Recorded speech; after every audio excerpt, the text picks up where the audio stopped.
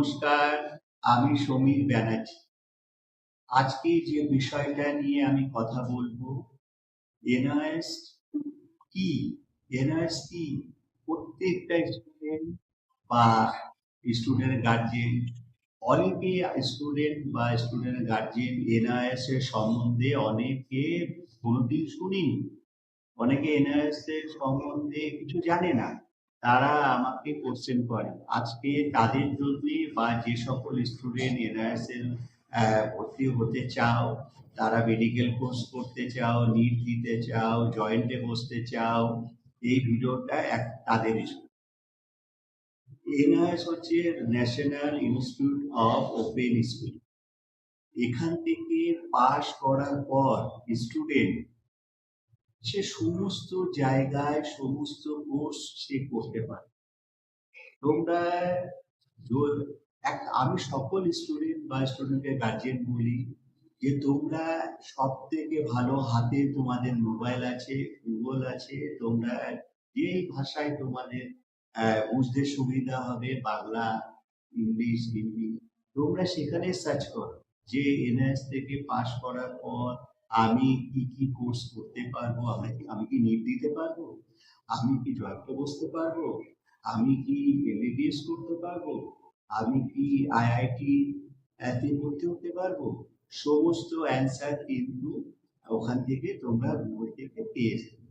তাও আমি তোমাদের সামনে আবারও সমস্ত ব্যাপারটা পুরো সহজভাবে বোঝানোর জন্য তুলে ধরছি।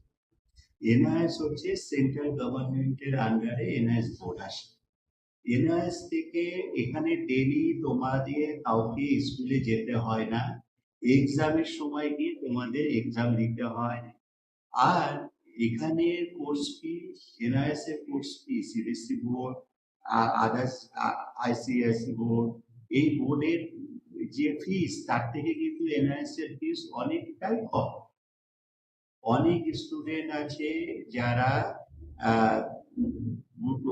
একটা সাবজেক্টে ফেল করে, বা তারা সিবিএসসি বোর্ডে ফেল করেছে, মাধ্যমিক দেওয়ার পর উচ্চ মাধ্যমিকে ফেল করেছে, তারা হতাশ হয়ে গিয়েছে, স্যার আমরা কি করব, আমার ছেলে কি করবে স্যার, সে কন্টিনিউ আর স্কুলে যেতে চাইছে না, তার মন ভেঙে গিয়েছে, তার মন খারাপ হয়েছে, তার স্বপ্ন ছিল স্যার ও জয়েন্টে বসবে, স্যার এই কলেজে অ্যাডমিশন নেবে।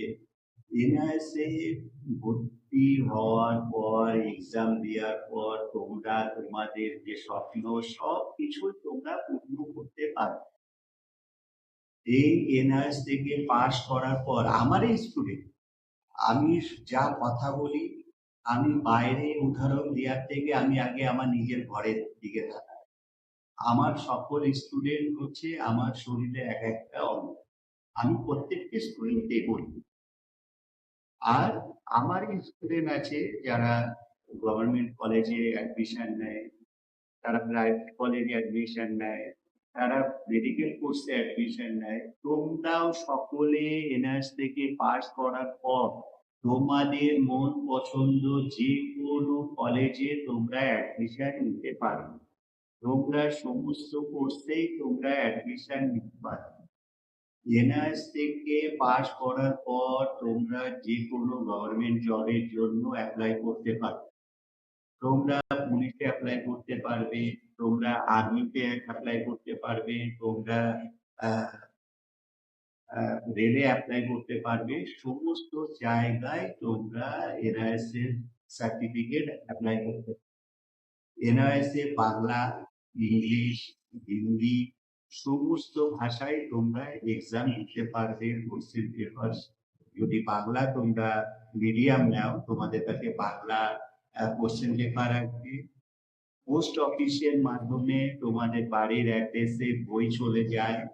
বইটা আসতে দেরি হয়, তার কারণ হচ্ছে অ্যাডমিশন নেওয়ার পর 4 সপ্তাহ সময় লাগে তোমাদের অ্যাডমিশন কনফার্ম হতে। তারপরে গিয়ে তোমাদের বই এনআরএস থেকে তোমাদের বাড়ির অ্যাড্রেসে পাঠিয়ে দেবে। সেটা অনেকটা টাইম লাগে। অনেকের বই আবার প্র্যাকটিক্যাল এক্সামের সময় আসে। তাহলে স্যার আমরা কি করে এনআইএস থেকে পাস করব? তোমরা গাইড বই কিনে তোমরা পড়তে পারো। কলেজ স্ট্রিটে গিয়ে তোমরা এনআইএস এর টেক্সট বই কিনতে পারো। বা আমার যারা স্টুডেন্ট যারা আমার কাছ থেকে পাস করে বেরিয়ে গেছে, আমি তাদেরকে বলি, তোমাদের কাছে যে সাবজেক্ট তোমরা নেবে সেই সাবজেক্টের বই, তাদের কন্ট্যাক্ট নাম্বার দিয়ে দিই। তোমরা তাদের কাছ থেকে বইটা নিয়ে নাও, নিয়ে তোমরা পড়াশোনা শুরু করো। আর তোমাদের যদি বই ঢুকে যায়, তোমরা যাদের বই তোমরা নিয়েছো তাদের বইটা আবার তাদের কাছে ফিরিয়ে দিও। আবার কারোর দরকার পড়লে তোমরা তাদেরকে নাম্বার দিয়ে দিও স্টুডেন্টদের, তাদের কাছে যাওয়া বইটা তারা নিয়ে পড়াশোনা শুরু করে। বা তোমরা পার্সোনাল তোমাদের টাকা দিয়ে তোমরা কিনে নিতে পারো। বইটা কিন্তু সম্পূর্ণ তোমার অ্যাডমিশনের মধ্যে, তোমার এক্সাম এর মধ্যে সমস্ত ফ্রিতে কিন্তু তোমরা গভর্নমেন্ট থেকে বইটা পোস্ট অফিসের মাধ্যমে তোমাদের বাড়ির অ্যাড্রেসে পৌঁছে দেয়। আর এবার আসি এক্সাম।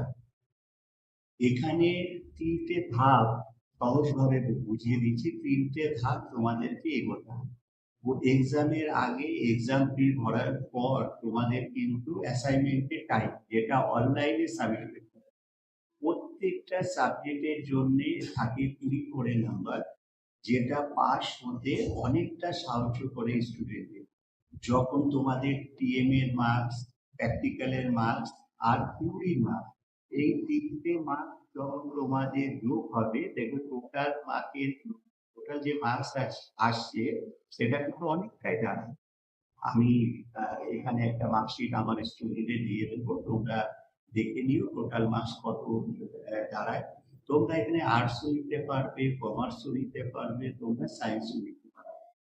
তোমাদের যে সাবজেক্ট তোমাদের দরকার তোমরা সেই সাবজেক্টে তোমরা এক্সাম দিতে পারবে। তোমরা ইংলিশ মিডিয়ামে এক্সাম দিতে পারবে, তোমরা বেঙ্গলি মিডিয়ামে এক্সাম দিতে পারবে।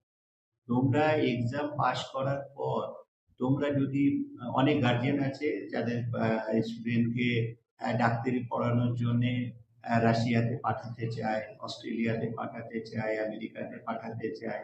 তো আমারই স্টুডেন্ট সেখানে তোমরা বাইরের কলেজে তোমরা অ্যাডমিশন নিতে পারো। আর তোমাদের অ্যাডমিশনের সময় যে তোমাদের রেফারেন্স নাম্বার তোমাদের কাছে থাকবে, ওখান থেকে তোমরা তোমাদের এনরোল নাম্বার তোমরা পেয়ে যাবে, তোমাদের স্টুডেন্ট আই কার্ড পেয়ে যাবে। এক্সামের সময় তোমাদের কাছে হল টিকিট, প্র্যাকটিক্যাল এক্সামের আগে তোমাদের কাছে হল টিকিট চলে আসবে, ওখানে স্কুলের নাম লেখা থাকবে, সাবজেক্ট লেখা থাকবে, কোন কোন সাবজেক্টে প্র্যাকটিক্যাল আছে।